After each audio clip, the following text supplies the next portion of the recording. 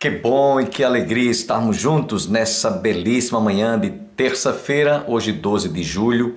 Hoje celebra-se o Dia do Engenheiro Florestal. Parabenizamos a todos os profissionais. Dentro de instantes, nós estaremos trazendo a primeira parte de uma das mensagens que nós transmitimos sobre missões. E também Sala de Prosa, o reverendo Jeremias e Hernandes Dias Lopes, falando sobre chamada pastoral. Sem perda de tempo, quero deixá-los com Sala de Prosa. Fala, gente boa! Sala de Prosa trazendo você mais perto do Senhor Jesus, o dono da vida. Sem Ele, você e eu não somos nada. Reconcilie-se com Ele, ande com Ele, sirva a Ele e sua vida seja para a glória dele. Mas agora não, hein?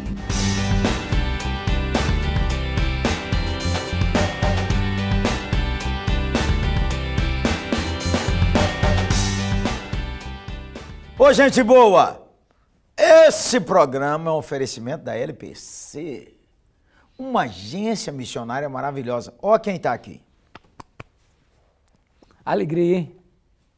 Tamo junto. Tamo junto. E da 8ª Igreja Presbiteriana de Belo Horizonte. Hoje nós estamos começando do fim para o começo, beleza? E hoje nós vamos conversar sobre o chamado pastoral. Porque nessa semana, mestre, dia 30 de junho, completo 43 anos Glória de ordenação pastoral. Então, pastorzão, conta pra nós como é que foi essa experiência, seu chamado. Como é que você sentiu-se chamado para o ministério? Como é que foi esse negócio aí? Conta pra nós. Ô Varão, eu sou filho de crente, como a gente diz, né? Uhum. Minha mãe batista, meu pai presbiteriano. Sou o sexto de uma família de 11. Olha isso. Criado lá e depois, escola dominical, aprendendo Bíblia. E 14 anos eu tive que sair de lá para estudar em Belo Horizonte. Aí desviei, menino. 15, 16, e com 17 anos, e eu tive aí uma experiência nesse período, que a família pobre tinha dado uma infecção nos meus dentes, tinha tirado os dentes tudo e não tinha dinheiro para pôr prótese. Então fiquei, menino, dos 14 aos 17. Sabe quando a gente descobre o planeta mulher? Eu não podia... não podia rir. Aí meu irmão, Carlos Joel, tinha um congresso presbiteriano de jovens. Ó, manda os meninos pro congresso, hein? Pagou o congresso para mim. E o pregador, falando sobre a parábola do filho pródigo, ele disse assim: ei, você que saiu de perto de seu pai e de sua mãe, tudo crente para estudar e agora está no mundo. Hoje é dia de você voltar. Lucas 15, 20. Falou com você. E vinha ele ainda longe, quando o pai viu correndo, abraçou e beijou. E eu, Varão, ele fez um convite para ir lá na frente, mas eu sou filho de crente. Não vou. E aí? Aí eu cheguei, nós morávamos numa pensão. Cheguei lá e me ajoelhei. Esse dia eu lembro, 25 de julho de 1972. Entreguei minha vida ao Senhor Jesus. Depois a gente vai entendendo que era uma reconciliação mesmo. Uhum. E aí, Varão, fiquei nesse 1 ano, sabendo que eu era crente. Mas eu falava muito palavrão, irmão. É mesmo? Minha cabeça, Varão, ninguém tem ideia. Tem certas palavras que para você é palavra erudita, para mim é um palavrão cabuloso. E, Varão, eu e meus amigos, quando eu era adolescente, nós disputávamos quem sabia mais piada imoral. Tudo lá da igreja, menino. E é o que eu sei até hoje, menino. É brutal. Às vezes a gente não sabe a batalha que o cara tem dele mesmo. Mas nesse período, de 11 aos 18, eu fiquei um crente assim. Trabalhava nessa época, né? Fui trabalhar como faxineiro, porque estava na época do exército. E lá dei Novo Testamento para todo mundo, orei com as pessoas. Aí um dia uma moça mandou falar lá, ó, fala com o crente, que eu quero sair com ele. Aí meus colegas disseram, o crente não gosta disso não. Resumo de uma história ruim e boa, que eu fui apanhado, agarrado com uma moça lá no corredor. Aí eles me deram um balão, eu disse, eu ia mandar embora, mas você é um bom funcionário. E aí quando eu voltei, o meu chefe falou assim na frente de todo mundo, você devia sair da religião, rapaz. Eu já fui da igreja, mas eu percebi que eu estava atrapalhando lá. Você é uma vergonha para os crentes. Meu Deus. Aí, varão, eu subi para lavar, eram 4 andares, subi para lavar os prédios, me ajoelhei para orar. Era 1h30 da tarde. 5 horas meus amigos foram lá buscar, porque geralmente a gente descia às 4, eu não tinha descido, às 4h30. Varão, confessei meus pecados, chorei. E eu senti uma alegria exponencial. Glória a Deus. Aí meu coração queria Deus.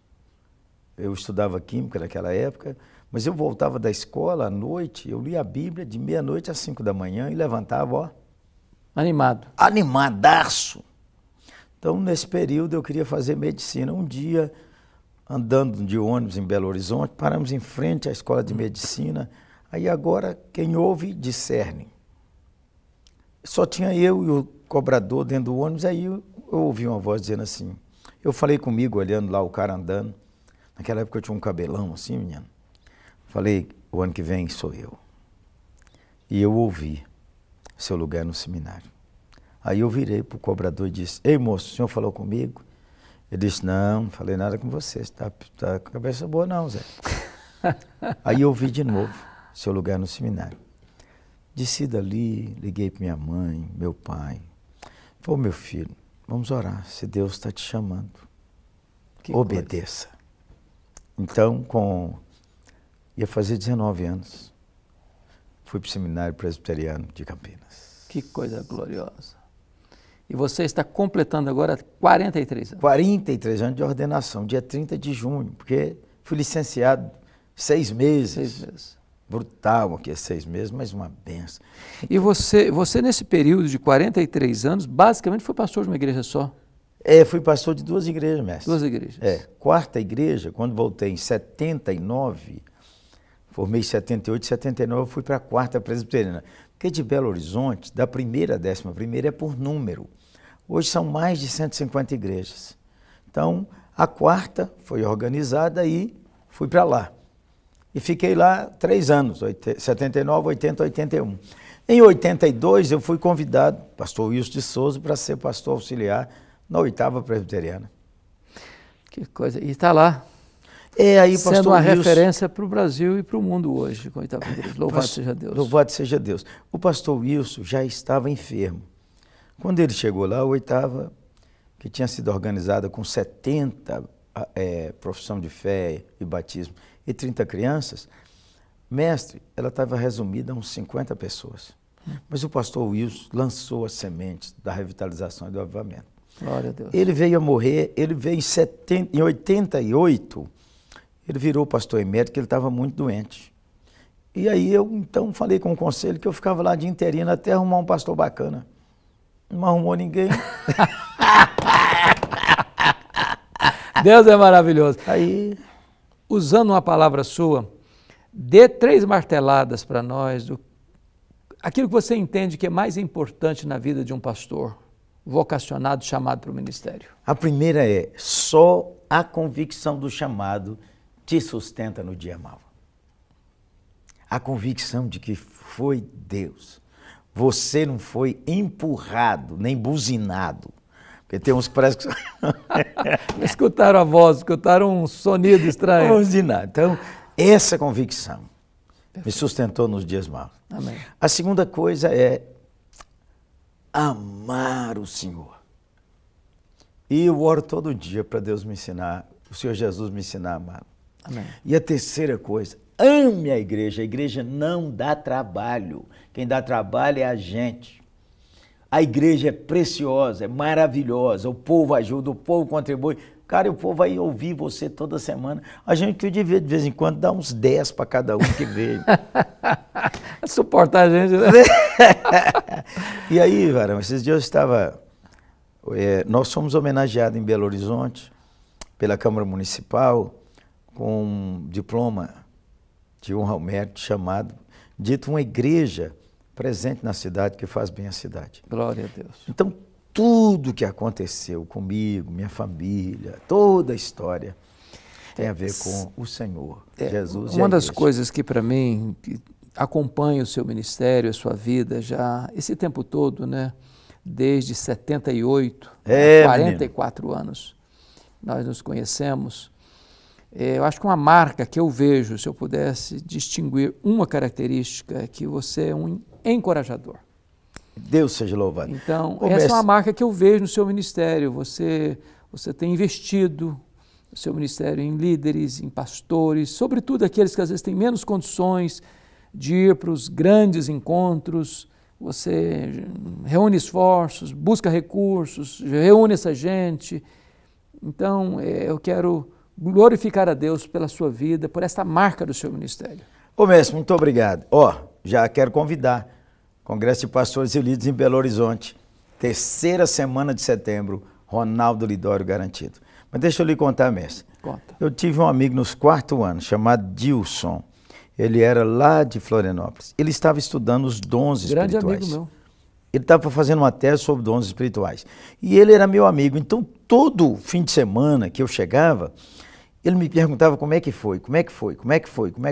Eu ia contando para ele. Aí um dia dele, ele falou assim, eu estou estudando os dons. Eu acho que o seu dom é a paráclise. Aquele em que encoraja, esmere-se em fazer. Ele escreveu um texto longo sobre aquilo, mestre. Que legal. E eu fui ler e pesquisar. E eu quero agradecer. Eu acho que é uma coisa que veio do Senhor. Amém. Tudo que temos veio de Deus. Mestre, ora por mim. Que bom. Agradece. Vamos orar, gente. Olha aqui. Hoje o mestre falou assim, você vai testemunhar. Agora aqui manda, né? Manda ele. Aqui é igual aquele lugar, né? Varela. Manda ele, manda ela. Varunca, manda ela, ele nunca. Muito bem, gente. Amém. Vamos orar pelo pastor Jeremias, Amém. dar graças a Deus pelo ministério tão frutífero, tão abençoador, que Deus confiou a ele. Vamos Amém. orar. Ora, Deus Deus. amado, nossa gratidão por estes 43 anos de ministério do teu servo, nossa gratidão pela sua vida, pela sua família, pelo seu chamado, pela igreja que tu confiaste ao teu servo para apacentar e pastorear, e rogamos-te, ó Deus, que ele tenha vigor, saúde, alegria, visão, paixão, entusiasmo e coragem para enfrentar novos desafios. Amém, Senhor. Que tu renoves a tua unção sobre ele, que tu dês a ele, meu Deus, ainda coisas grandes e que ele jamais imaginou para o louvor da tua própria glória. Que o melhor daquilo que ele já tem vivido e experimentado até hoje sejam medidas mínimas daquilo que tu has de fazer nele, por meio dele e para ele, daqui para frente. Abençoa a vida do teu servo, bem como toda a sua família, a igreja que ele pastoreia e o ministério que ele tem, Deus, no Brasil e fora dele. Nós oramos com gratidão por ele e por todos os ministros da tua palavra, chamados, vocacionados para pregar o santo evangelho de Cristo. Oramos com gratidão em nome de Jesus. Amém. Amém, amém. Ô menino, para encerrar aqui, estou emocionado, então vou deixar ele começar encerrando. Luz para o caminho, que esta agência missionária que está a seu serviço, a serviço da sua igreja, a serviço do reino de Deus. Nosso carinho, nossa gratidão a todos vocês. Ô gente boa, um abraço. Fica com Deus.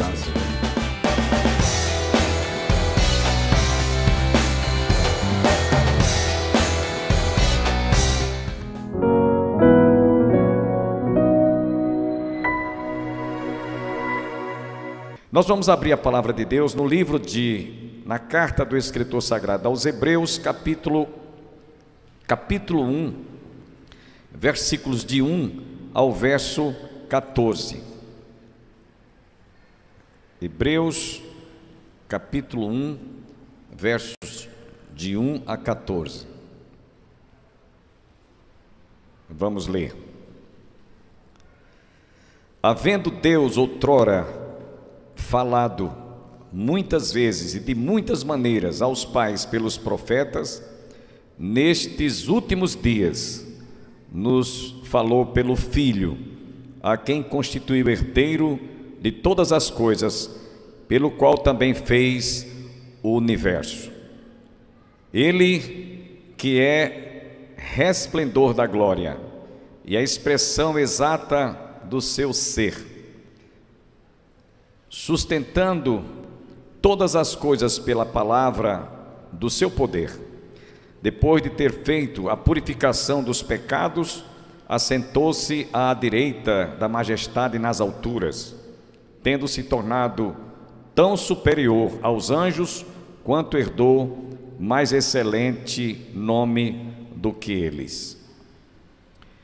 Pois a qual dos anjos disse jamais: tu és meu filho, eu hoje te gerei, e outra vez eu lhe serei pai e ele me será filho?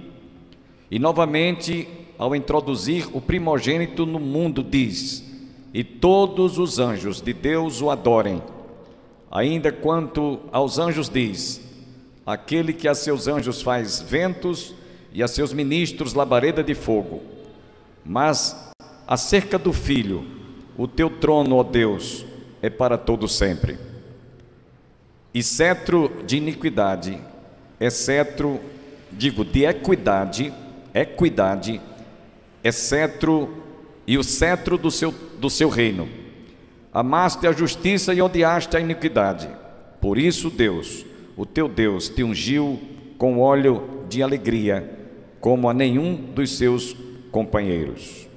Ainda, no princípio, Senhor, lançaste os fundamentos da terra, e os céus são obra das tuas mãos. Eles perecerão, tu, porém, permaneces, sim, todos eles envelhecerão, qual veste. Também, qual manto os enrolarás, e como vestes, serão igualmente mudados. Tu, porém, és o mesmo, e os teus anos jamais terão fim. Ora, a qual dos anjos jamais disse: assenta-te à minha direita, até que eu ponha os teus inimigos por estrado dos teus pés? Não são todos eles espíritos ministradores, enviados da parte, para o Senhor, a favor dos que hão de herdar a salvação? Até aqui, podem sentar.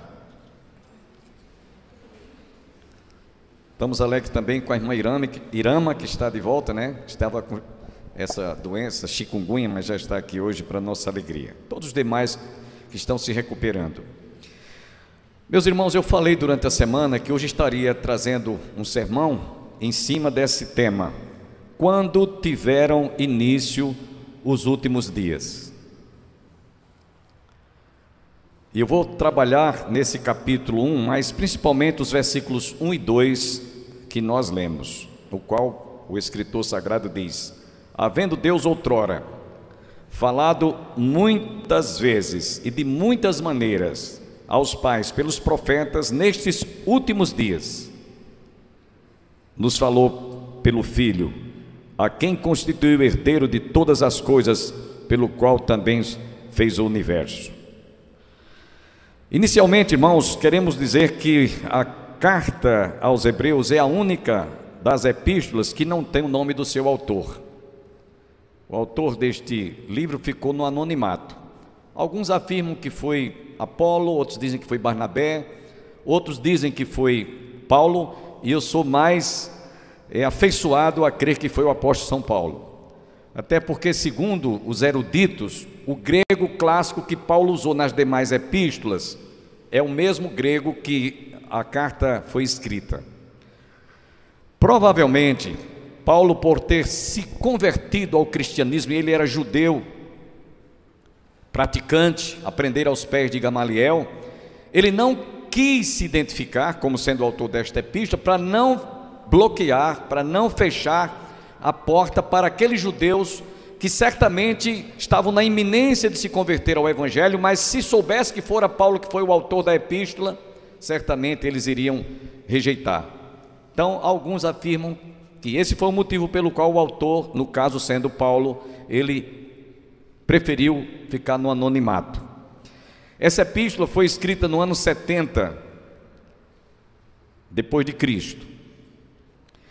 E essa escritura, irmãos, ela teve um objetivo de esclarecer principalmente os judeus a despeito de tudo que eles tinham no Velho Testamento. É por isso que ele começa essa carta dizendo: havendo Deus outrora falado muitas vezes e de muitas maneiras aos pais pelos profetas, Então ele estava falando dos profetas maiores, dos profetas menores, que todos os judeus estavam familiarizados com toda a Torá, com todo o Antigo Testamento. E para eles então, tudo que está exposto na carta iria ser para eles bastante compreensível, e eles iriam aceitar, iriam entender sem nenhuma dificuldade, e iriam inclusive até passar a defender a mensagem do Evangelho que está implícita em toda a carta aos Hebreus. Agora eu vou trabalhar nessa noite sobre essa expressão. Havendo Deus outrora falado aos pais, muitas vezes, de muitas maneiras, aos pais pelos profetas, nestes últimos dias. E eu quero me deter nessa expressão, últimos dias. Geralmente, irmãos, quando a gente ouve falar últimos dias, a gente pensa imediatamente, automaticamente, que é a partir daquele momento que a gente ouve essa expressão, últimos dias. Últimos dias, a mente da gente quer admitir que é daqui para frente, estamos vivendo os últimos dias, hoje. E a gente, analisando isso assim, bem detalhadamente, por exemplo, a gente é levado a contabilizar a época, o tempo, o período, exatamente o que nós estejamos vivendo no momento, presentemente.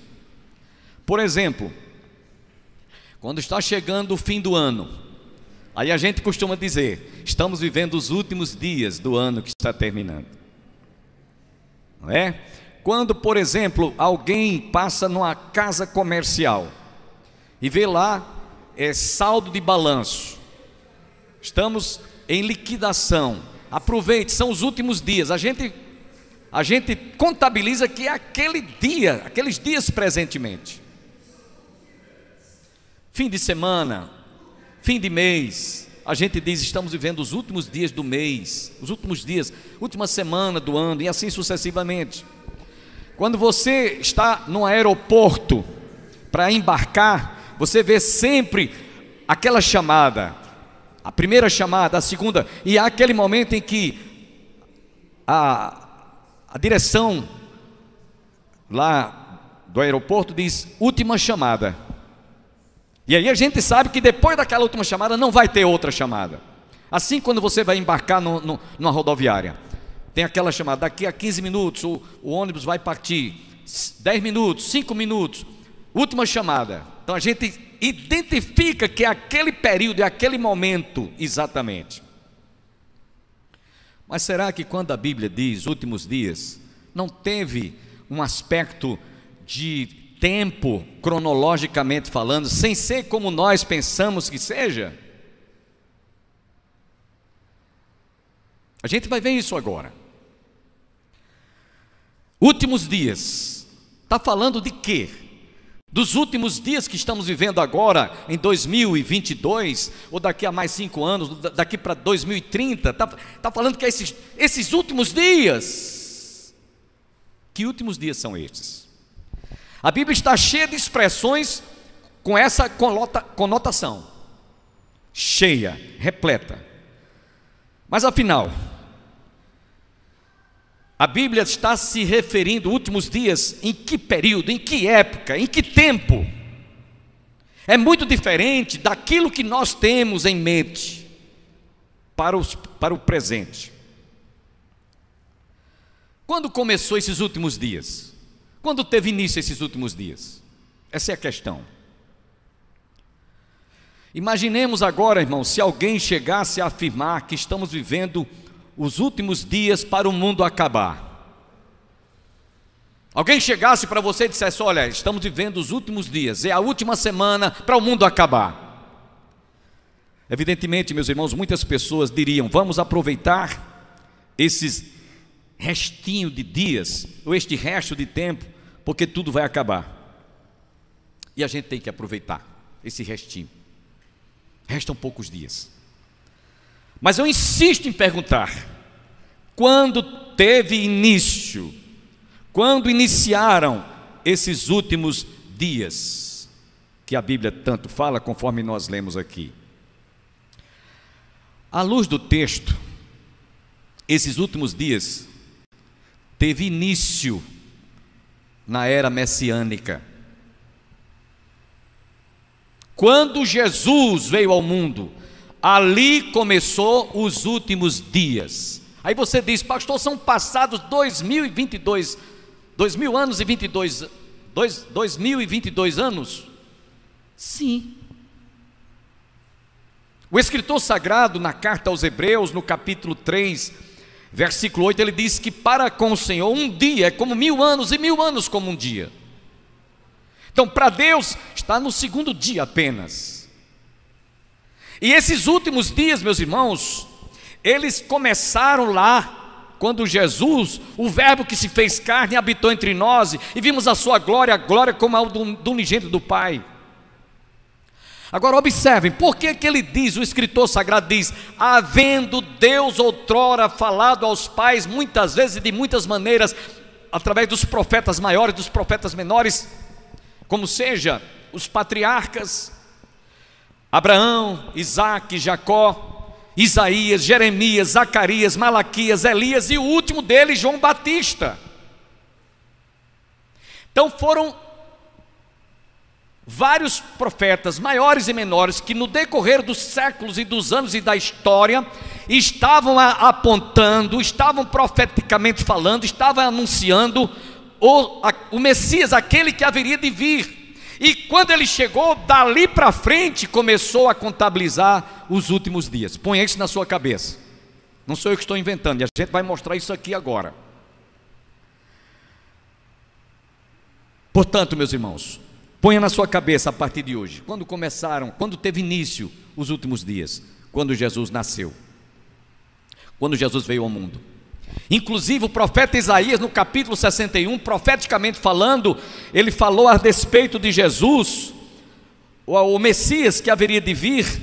E ele, quando estava profeticamente falando, ele disse: o Espírito do Senhor o Deus está sobre mim, porque o Senhor me ungiu para pregar as boas novas aos quebrantados, enviou-me a curar os quebrantados de espírito, de coração ou de espírito, a proclamar a libertação aos cativos, e a pôr em liberdade os oprimidos, e a pregoar o ano aceitável do Senhor, e o dia da vingança do nosso Deus. Preste atenção. Todos eles profetizaram, inclusive Isaías, que era o profeta messiânico, falando que o Espírito do Senhor estaria sobre ele, ou seja, sobre aquele que haveria de vir. E quando nós encontramos Jesus no Evangelho de Lucas, no capítulo 4, depois que saiu lá do Monte da Tentação, o escritor sagrado nos diz que ele, tendo subido, entrado na sinagoga, inclusive nós estivemos nessa sinagoga, entramos nessa sinagoga, na última vez que nós estivemos lá, e ele abriu o livro do profeta Isaías, em que estava escrito: o Espírito do Senhor está sobre mim. Lucas capítulo 4. No capítulo 4, ele diz: indo Jesus para Nazaré, onde fora criado, entrou num sábado na sinagoga, segundo o seu costume, e levantou-se para ler. E então lhe deram o livro do profeta Isaías. E abrindo ele o livro, achou o lugar onde estava escrito: o Espírito do Senhor está sobre mim, pelo que me ungiu para evangelizar os pobres, enviou-me para proclamar a libertação aos cativos, a restauração da vista aos cegos, para pôr em liberdade os oprimidos, e a pregoar o ano aceitável do Senhor. Ele parou aqui, ele não continuou. E o dia da vingança do nosso Deus, porque esse dia da vingança será o dia do juízo final. Mas ele parou aqui, e quando ele terminou de ler essa escritura, tendo devolvido o livro aos assistentes, assentou-se. Todos na sinagoga tinham os olhos fitos nele. Os olhos estavam vidrados nele, porque estavam vendo que ali estava tendo cumprimento daquele que estaria vindo realmente para restaurar a sorte de Israel. Ele viera realmente para proclamar libertação aos cativos, os oprimidos, dar vista aos cegos. E nós vemos que no Evangelho de Mateus, no capítulo 9, versículos 35 a 38, E percorria Jesus todas as cidades e povoados, ensinando nas sinagogas, pregando o evangelho do reino, curando toda sorte de doenças e enfermidades. E vendo ele as multidões, compadeceu-se delas, porque estavam aflitas e exaustas, como ovelhas que não têm pastor. E então se dirigiu aos seus discípulos e disse: a seara na verdade é grande, mas os trabalhadores são poucos. Rogai, pois, ao Senhor da seara que mande trabalhadores para a sua seara. Porquanto ali teve início o ministério messiânico, o ministério de Jesus. Ali começou os últimos dias. Que últimos dias falavam e falam dentro da história da igreja, de muitos acontecimentos, de muitas coisas que aconteceram no passado, assim que a igreja passou a existir, durante, depois e tendo chegado até aos nossos dias. Estamos dentro desse período, desse ato, desse ciclo, últimos dias.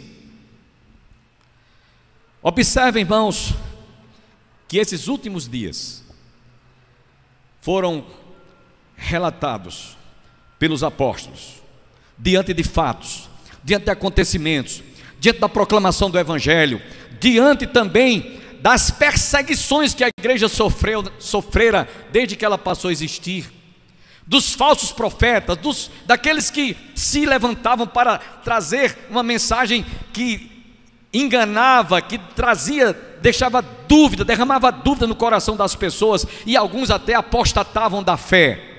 Amanhã você está convidado a continuar conosco para ouvir a conclusão dessa palavra que Deus nos trouxe. Tenham todos um bom dia, que Deus se digne de abençoar a sua vida, o seu coração e toda a sua família, e até amanhã, se Deus quiser.